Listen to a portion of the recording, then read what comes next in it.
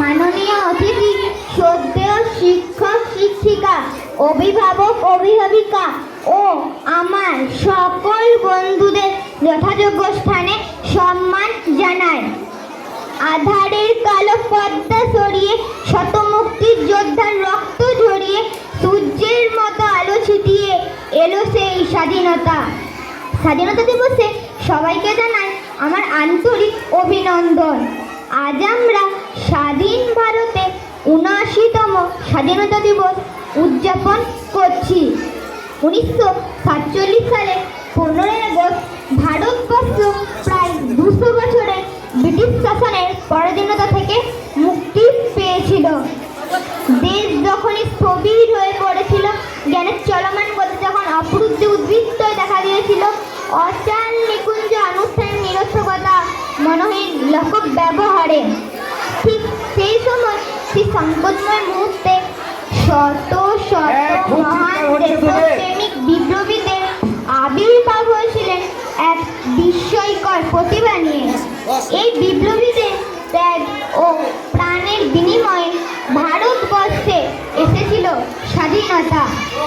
স্বাধীনতা দিবসে সাথে সাথে মহান বিপ্লবীদের আমরা শ্রদ্ধা ও প্রণাম জানাই।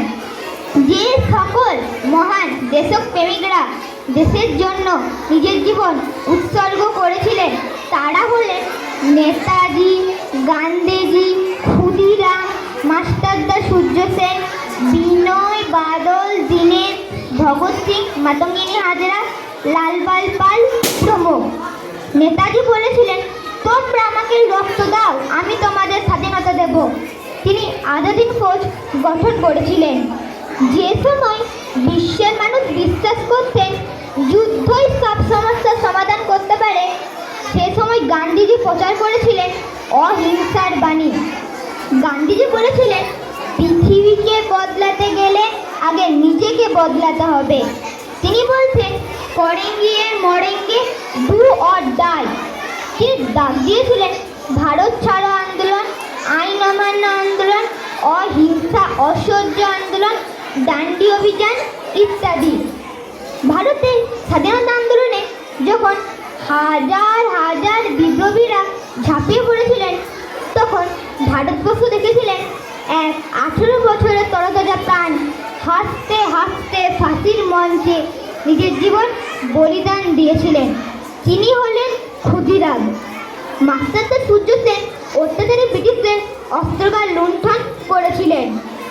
বিনয় বাদল দীনেশ এই 3 বিপ্লবী কলকাতার রাইটার্স বিল্ডিং আক্রমণ করে অত্যাচারী ব্রিটিশ ইন্সপেক্টর জেনারেল সিমসনকে হত্যা করে এবং তারা নিজেরা মৃত্যুবরণ করে। ভগৎ সিং মাত্র 13 বছর বয়সে দেশের জন্য নিজের জীবন উৎসর্গ করেছিলেন।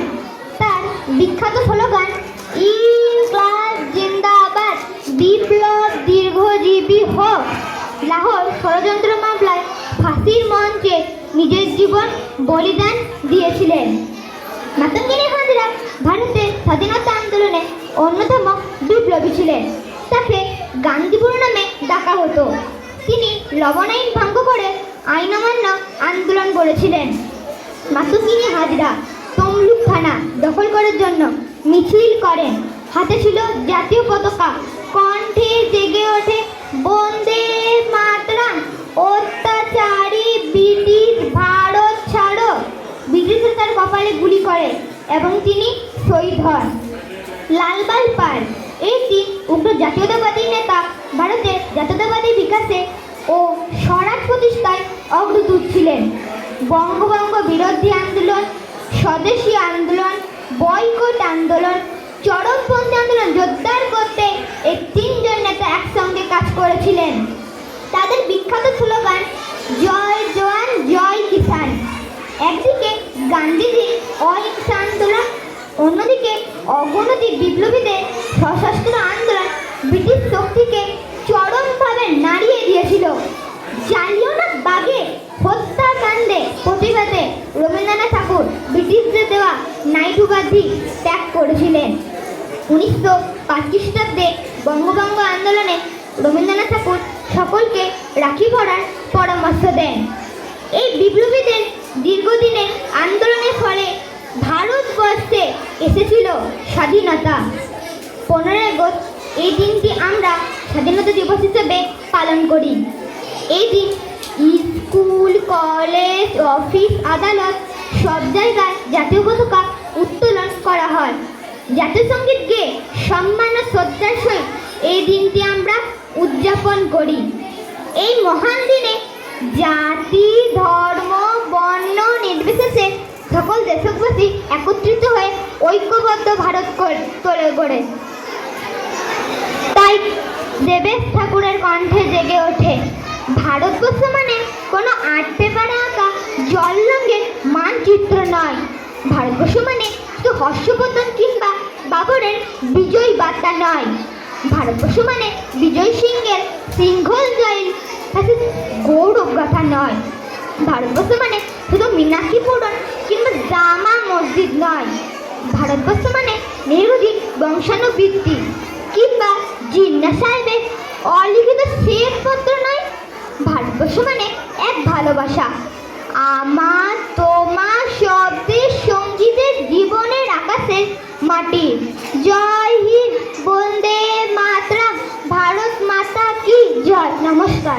বা অর্পিতার কাছ থেকে বক্তৃতা শুনে